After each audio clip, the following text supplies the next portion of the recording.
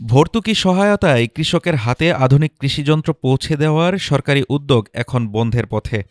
দুর্নীতির অভিযোগে থেমে আছে হাজার কোটি টাকার প্রকল্প। এতে আসন্ন বড় মৌসুমে বড় সংকটের আশঙ্কা করছেন কৃষি কর্মকর্তারা। দেশের কৃষিতে শ্রম সংকট মোকাবিলায় আধুনিক যন্ত্রই ছিল ভরসা। সেই ভরসার জায়গাতেই এবার বড় ধাক্কা। ভর্তুকিতে কৃষিযন্ত্র সরবরাহের সবচেয়ে বড় সরকারি প্রকল্পটি কার্যত বন্ধই হয়ে যাচ্ছে। ২০১৯ সালে অনুমোদিত ৩,০২০ কোটি টাকার সমন্বিত ব্যবস্থাপনার মাধ্যমে কৃষি যান্ত্রিকীকরণ প্রকল্প, সমতলে ৫০% আর হাওর এলাকায় ৭০% ভর্তুকিতে কৃষিযন্ত্র দেওয়ার কথা ছিল কৃষকদের। কিন্তু রাজনৈতিক প্রভাব আর দুর্নীতির অভিযোগে ২০২৪ সালের জুনে ভর্তুকি বন্ধ করে দেয় তৎকালীন সরকার। প্রকল্প নিয়ে তদন্ত শুরু করে দুর্নীতি দমন কমিশন।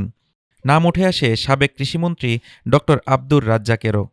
সরকার পরিবর্তনের পর অবশিষ্ট অর্থের একাংশ ফেরত দেওয়া হয় কোষাগারে।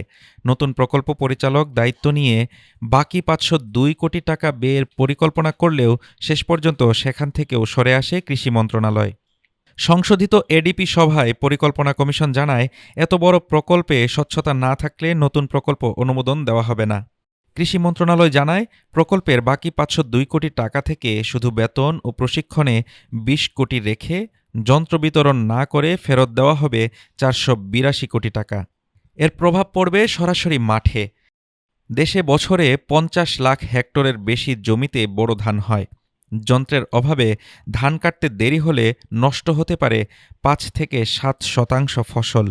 বিশেষ করে হাওর অঞ্চলে ক্ষতির ঝুঁকি আরও বেশি। আর্থিক ক্ষতির পরিমাণ হতে পারে ৩ থেকে ৩.৫ কোটি টাকা পর্যন্ত। হাতে ধান কাটলে শ্রমিক খরচ বাড়ে ৫০ থেকে ৬০% পর্যন্ত।